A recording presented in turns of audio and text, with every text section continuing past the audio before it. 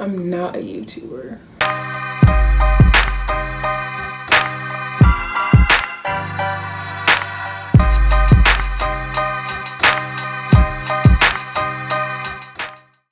Okay, so a few days ago, ESPN released their list of the greatest NBA players of all time. They do this almost every year. The experts get together and create this list. And this year there were 74 players, and they listed out the top 10.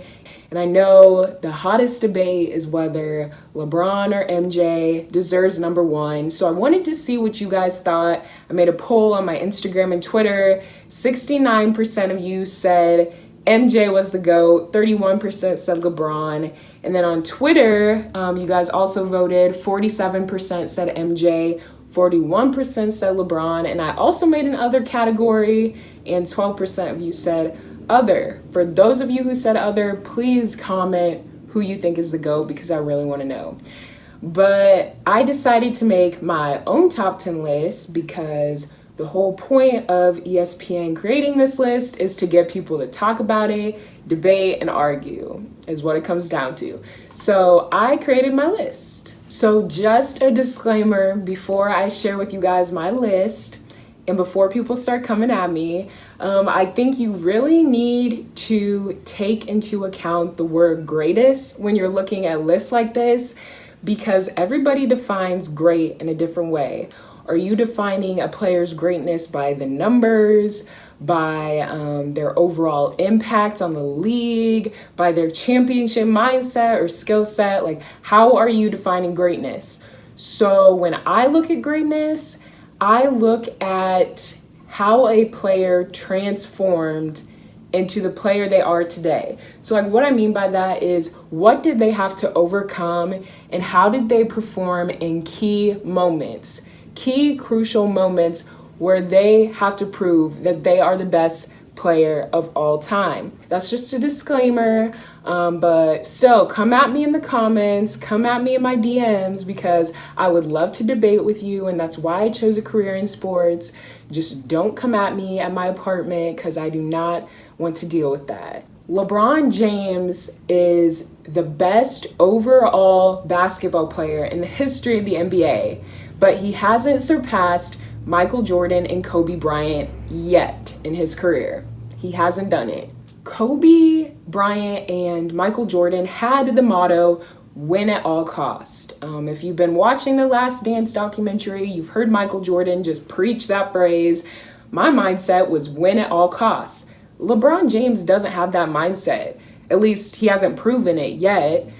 He's been to 8 NBA finals and has 3 rings. He's lost more championships than he's won. And great players don't do that. They don't lose the most important games of the season, the key moments that make them the greatest players of all time. If you go back to 2010, when LeBron James signed with the Miami Heat, they went on to the finals that year, lost in 6 to the Mavericks. LeBron James had a terrible series. He averaged like 3 points in all of the fourth quarters. He did not play his best basketball. He averaged less points in the postseason than in the regular season. Like, great players do not do that. They perform in the biggest games.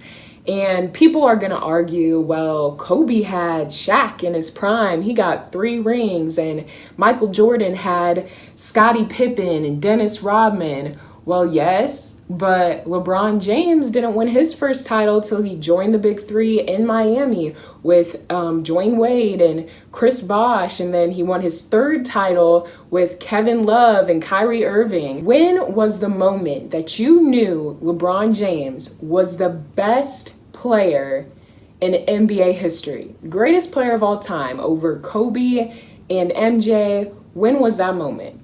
Because I really can't think of that one specific moment where I was like, wow, this guy is the greatest of all time. And this isn't just a bash on LeBron James. Like, I'm a Lakers fan. I love what LeBron James has done outside of basketball. He has done more off the court than Michael Jordan has ever done. He has been a voice to the voiceless. He's helped in the community.